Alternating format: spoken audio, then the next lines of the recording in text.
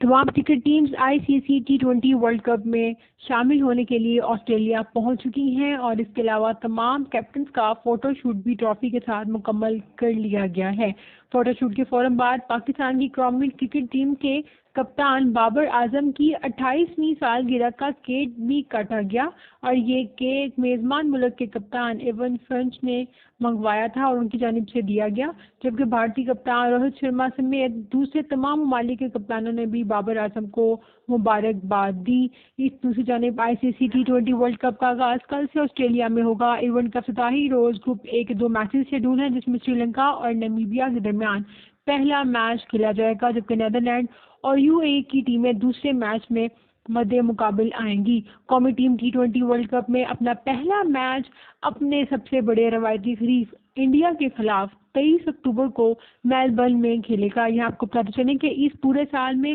پاکستان اور بھارت کی ٹیمیں 3 بار T20 انٹرنیشنل میں آمنے سامنے آئی ہیں، جس میں گرین شرٹس نے انڈیا کو 2 دفعہ شکست دی ہے اور آگے بھی انشاءاللہ شکست ہی دے گا۔